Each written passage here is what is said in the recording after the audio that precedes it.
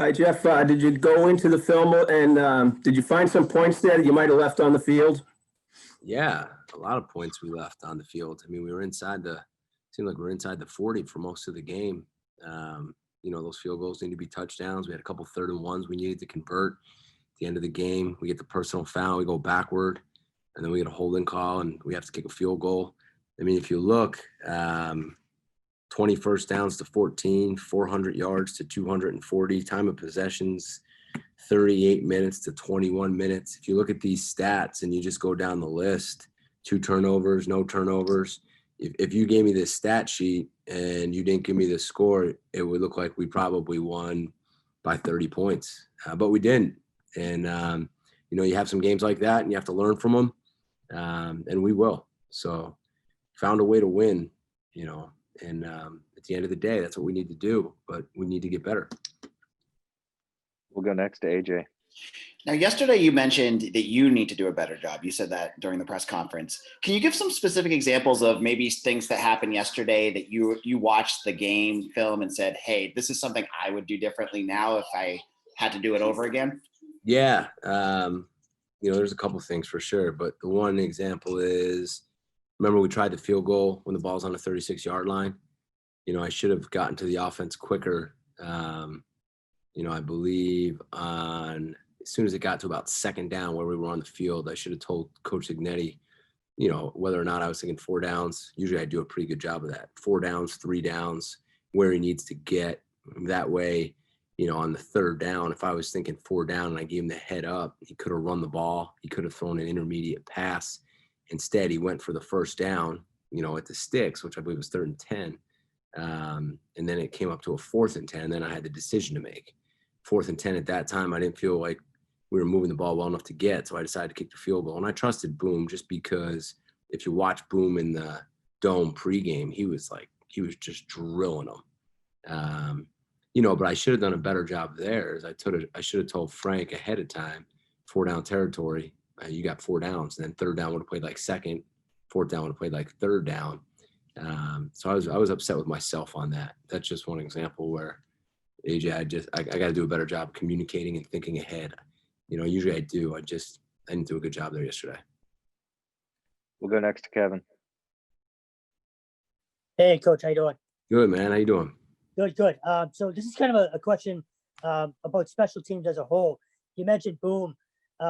When he has a day like yesterday where he still puts up some points, but, misses some kicks, is he a kid that, you have to kind of just remind that, he's still very good and kind of boost his confidence up, or and same thing for Grant Carlson as well, and just the unit as a whole? I think, we tried some big ones with Boom yesterday. Those are big NFL kicks. And you guys saw I went for it again on another long one. I trusted him, and then I did 2 more. So, I told him I had his back. I told him at the end, and he knows that. You just kick, man. Those guys, they got to have a ton of confidence, and they know I have a ton of confidence in them, and I won't be afraid to send him back out there. Same with Grant. Grant's been crushing the ball. Grant we had him pinned inside the 5, and our guys played the returner instead of doing what they're coached to do, get their heels on the goal line, and I look for the ball. So credit to Grant. And then the one, we weren't even in pooch territory. He just crushed the ball, and they got a touchback. So no, I have a ton of confidence. Those guys are playing really well. We'll go to Dan. Coach, Hunter Long only had a couple of catches yesterday, but how much of that winds up being, they were blanketing him and know that he's been a primary target for bulk of the season versus continued diversification in the offense to have, spread it around and find different guys? Because Phil did go, 20 for 29. Yeah, yesterday I'm just looking now. Zay had 6, Travis had 4, Jelani had 3, Hunter had 2, Jalen had 2, Spencer had 2, CJ had 1. 1, 2, 3, 4, 5, 6, 7 guys Phil spreading the ball to. There were a couple times Hunter was open and, he checked the ball down or went the other way. So, Phil was taking what they were giving him. Like I said yesterday, they did a good job of forcing him to throw the ball underneath. And, Hunter played a good game. He just, he didn't have the huge stat line, but we'll get more of those for you, Dan. We'll go to Julian.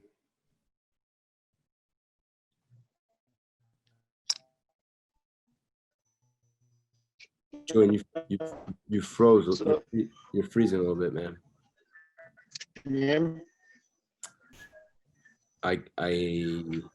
No, you're frozen, Julian. You can hear me?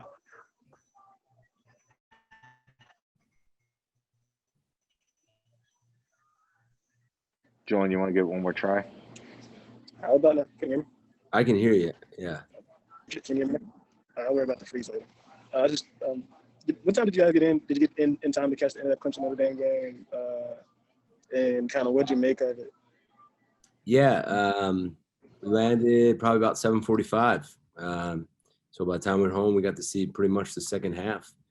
You know, it's kind of similar to our game, right? Notre Dame gets out on top and Clemson fights back, and Notre Dame found a way to finish them off at the end of the game. Thought the quarterback played really well, the running back played really well, and the O-line looked good. So, you know, Julian, I'll probably watch it a lot tonight on the coach's version, but just watching it on TV, you know, it showed a lot of fight, well-coached team, and they got some juice to them.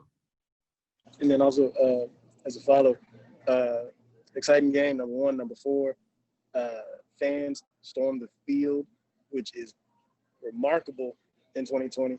But how much do you guys have to kind of keep an eye on what might come out of Notre Dame now, just because that shouldn't happen, but probably should have seen it coming? I see where you're going with this one, Julian. You know, they're going to get tested, and you know, they're going to get tested probably today, and then they're going to get tested Wednesday, and then they're going to get tested Friday. So we'll find out. And, you know, I'm sure Coach Kelly did a great job of getting them off the field and into the tunnel before any of those students rushed the field like he said he did. And, you know, I'm sure they'll be fine. Go to Rich. I'm sorry, just to double check. What's the word on Isaiah and Mike? Because to be honest, I couldn't even tell what happened to Isaiah. Isaiah was injured in the game and early in the game, the first quarter, and he couldn't return. I'll meet with the trainers later on the day to figure out if he'll return or not and exactly what's going on. So I'll get you the injury on him on Tuesday. But, you know, hopefully we'll have him back in practice on Tuesday. I'll let you know after the day. We'll go next to Rich. Hey, Jeff, I was kind of intrigued by those two series Phil had. He overthrows Zay on a deep post, overthrows Hunter on third down, then comes back out 3 straight completions in a 2-minute drill and a touchdown. Was there some kind of interaction in between those two series, or did he just get it in his head that he did something and figured it out himself?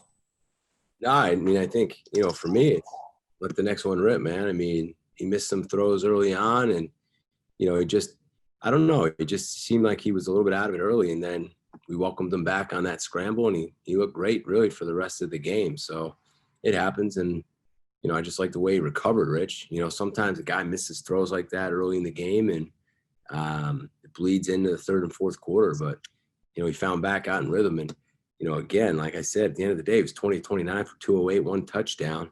It's a pretty decent stat line. It's just you guys right now are used to seeing him put like 350 up, you know, but we only threw 29 times yesterday because we ran the ball 47 times for 207 yards, you know. We'll go to Kevin. Coach, just to piggyback off Julian for a minute, we don't know what Notre Dame is ranked, but probably between 1 and 3. To have a shot at a top 3 team 2 times in 3 weeks. We talked about recruiting last week. How awesome is that for the program? Oh, it's great. I mean, you want to play the best teams that you can, and clearly right now they're one of the best teams in the country. I mean, no one's beaten Clemson in, you know, 35 straight regular season games or whatever it was. So for them to knock them off and beat them, you know, it's a great opportunity. You're playing maybe the number 1 ranked team in the country again, and let's see what we can do. Put together a great week of practice, get confident, and go swing as hard as we can and have some fun. We'll go to Dan. Coach, just from a general fatigue standpoint, just because the team's been playing, you know, a lot of games back to back, is it routine at this point, or is there an element where you start to monitor, you know, guys getting a little fatigued, bouncing back from just regular bumps and bruises? And not only that, but just even in the coaching staff, you know, guys, you know, making sure you guys are well rested every week that you're coming in. How do you manage that over the 7, 8, 9 weeks? Yeah, that's a good question, Dan. You know, it's weird. You know, I was talking to another coach today on the phone on my drive in, and I told him I feel like it's like week 15 of an NFL season because we came back in June, right? So usually in coaching college football, you you take your vacation in July, you come back into July, you're into August, you start in September.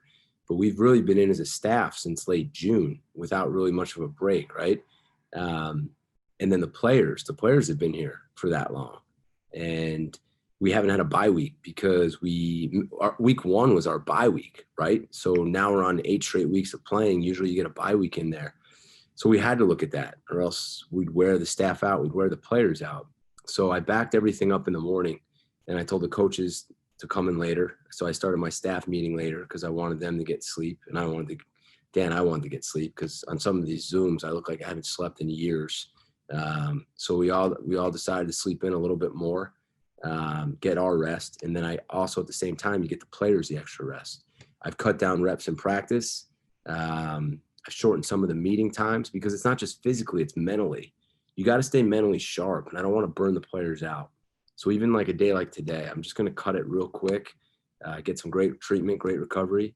And then when we get to that bye week, usually in a bye week, you grind a little bit and you work them hard. And this bye week is going to be more about recovery, rest, treatment, rest the mind, rest the body, and then let's go try to finish strong.